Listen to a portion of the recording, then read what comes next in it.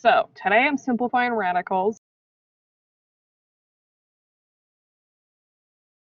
We say like square roots, so that is the root of a number, but the symbol is also basically called a radical symbol.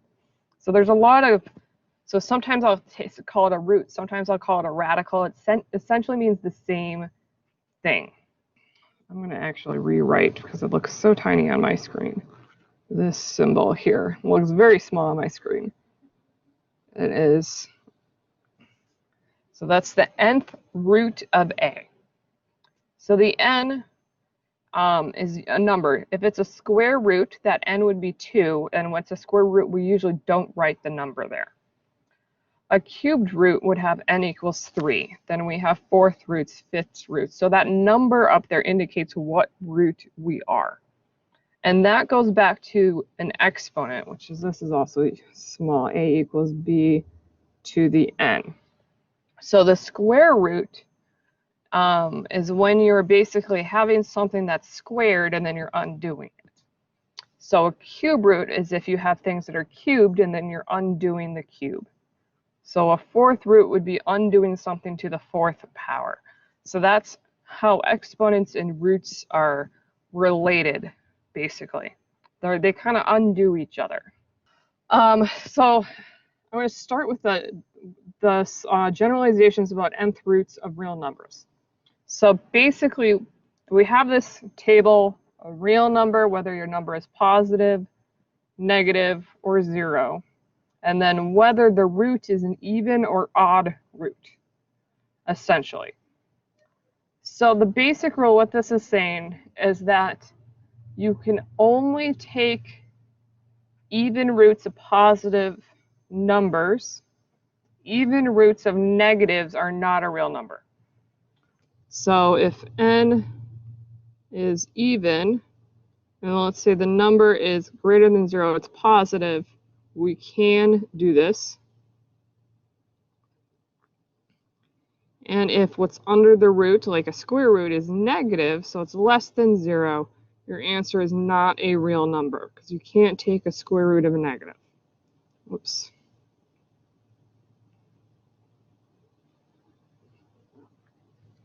So people usually understand that with square roots. They know you can only take square roots of positive numbers. This holds for any even root. So if it's a fourth root, same thing. You can't have a fourth root of a negative. You can't have a sixth root of a negative. But you can do those with positive numbers. Now, odds, it doesn't matter. You can have a positive or negative if it's odd. So if n is an odd number, so like a cubed root, if the number inside is positive, your answer is positive. If the number inside is negative, your answer is negative.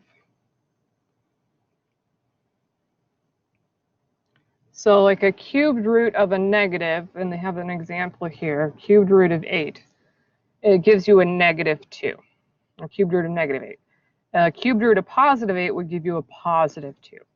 So with odds, it's okay to have negatives inside. With evens, it's not. And then if you have 0 inside, your answer is 0. So that's what that table is trying to describe there.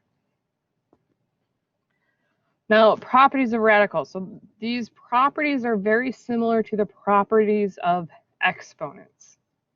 So when you zoom in, if you have something with an exponent and a radical, so this is property 1, you can change the order of those.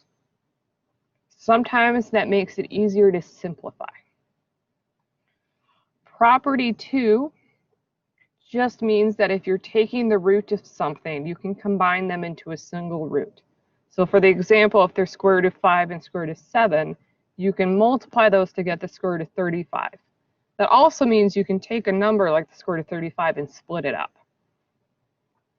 The same thing with fractions. So if two separate fractions, you can combine them into a single fraction, or you can split them up. Property 4, when you have a square root and then or a cubed root, you have a root and then a root. You multiply what those roots would be. We don't really see that all that often. So I would not worry about property 4. Property 5 is used a lot. That's basically the rule that says a square root and an exponent cancel if the exponent is the same as the root. So a cubed root will cancel out something cubed. And then property number 6, this is a special case when you have negatives, because the square root of a square should cancel out. So the square root and square would cancel and you get negative 12. But if you squared negative 12 first, that gives you 144, and the square root of 144 is positive 12. So those are actually conflicting answers, so they just say take the absolute value and give the positive version of that. So that's what that property 6 is saying, because depending on how you simplify, you would get 2 different answers. So I recommend just maybe writing these down somewhere and having them handy while you're working through some practice problems of these things. Mostly what you'll have to use when we simplify radicals, you mostly have to use properties 2 and 3 and properties 5.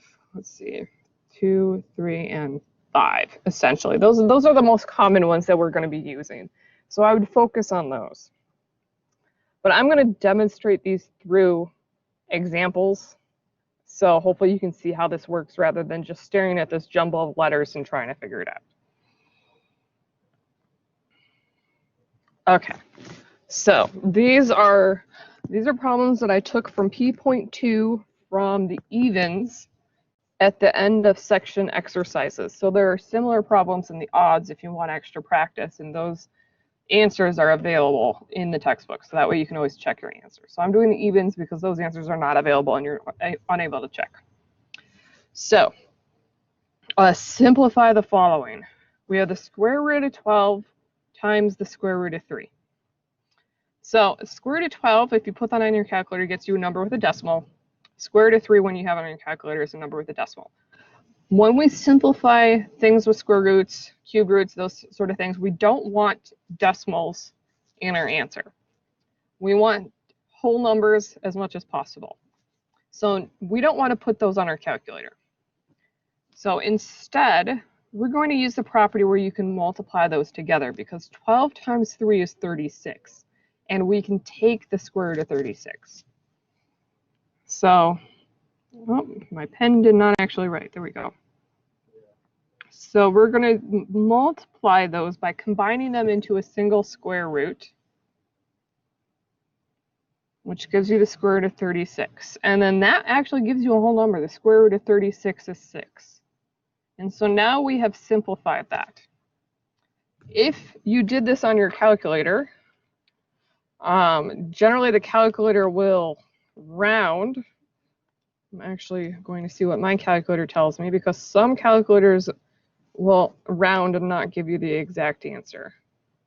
Okay, so mine actually didn't round, but some do. And you'll get something close, but not 6. So that's why we want to avoid putting in the calculator, because depending on your calculator, it might give you a decimal, and it's supposed to be a whole number. Now, the second example here, I have the 4th root of 3x squared to the 4th power. So this is using the property where the 4th root and the exponent of 4 cancel out. If there were any negatives inside there, we would ignore the negatives and we would give a positive answer. We don't have any negatives, so our answer is just 3x squared. So that's just demonstrating these properties, that the 4th root and the 4, they completely cancel out, and you're left with what's inside, which is 3x squared. So these are just simple examples. We're going to move into more complicated ones. Now we're going to involve things with numbers. And these are things that, like, I've got a cubed root here that may seem a little more complicated to you. And then we've got a square root of 75 over 4. And we don't want to put these on our calculators to get like decimals or anything like that. So we want to try to simplify them differently. Okay, so cubed root. I have 16 over 27. So 16, I can't take the cubed root of. You could try it in your calculator. Some calculators have a button for that. It would give you a decimal. 27, we can take the cubed root. Now, because we can't do both, we can sometimes still simplify the 16 with the cubed root. And we do that by writing it as its prime factorization. So prime factorization, what I do when I have these problems with radicals and we're simplifying them, I always do prime factorization. So 16, if I want to write that as a product of primes, that's 4 squared, but I can go further and say that's 2 to the 4th power. So I'm going to rewrite 16 to 2 to the 4th power, 2 to the 4th power, and then 27 is 3 to the 3rd power. So I rewrite these as products of primes, or do their prime factorization, and then I use that for simplifying. And we're going to do some little tricks here to simplify. So I'm now going, because I have a fraction here, I'm going to split this up into 2 separate radicals. So I'm going to take the cubed root of 2 to the 4, and then the cubed root of 3 cubed. So now I can take the cubed root of 3 cubed because those cancel out. But I can't take the cubed root of 2 to the 4th.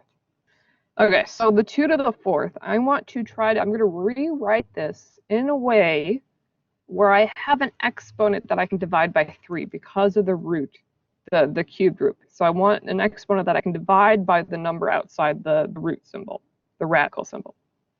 So I can split 2 to the 4th up as 2 to the 3rd power times 2 to the 1st power, because the rules of exponents say that you add the exponent. So I can undo that.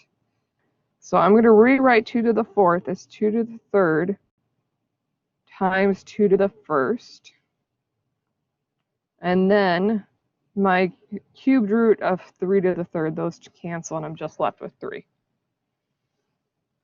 So I've rewritten this, and I did this because I can take the cubed root of 2 to the 3rd, and then I still have a 2 left over. I'm kind of running out of room here, so I should have organized my slide a little better. So when I take the cubed root of 2 to the 3rd, those cancel, I'm left with 2. And then I have a cubed root of 2 left over from the 2 to the 1. And then I have my 3 in the denominator. And now I've simplified it. And I know it doesn't look simplified. It doesn't look any better than it was originally.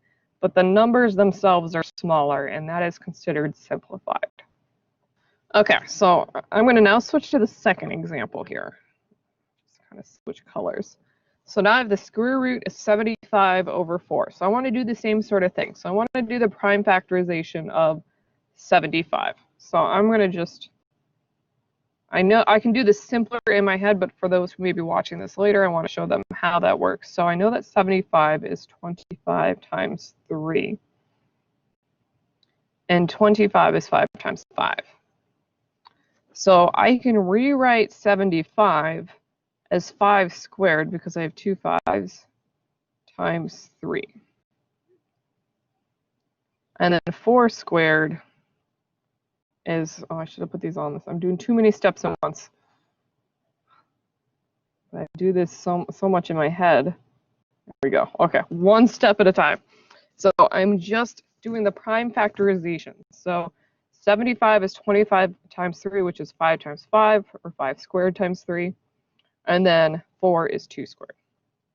So now my next step is I'm going to actually split up that square root so that I have 2 separate square roots.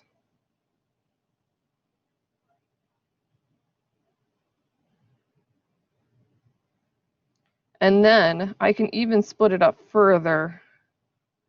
And I didn't show this step on the previous one, but I can split it up further so that the top of the fraction, they're two separate square roots, just so you can see a little better what I'm taking square root of. So square roots cancel out the squares. So these would cancel and I'd be left with 5, and then I'd be left with 2. So this would give me 5 square root of 3 over 2.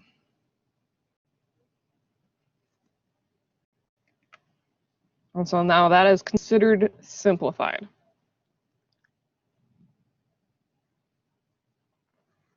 And this kind of stuff that we're doing right here, especially with the square roots, that's going to be helpful when we start doing the quadratic formula. So the square root and being able to simplify square roots, that's going to be really important.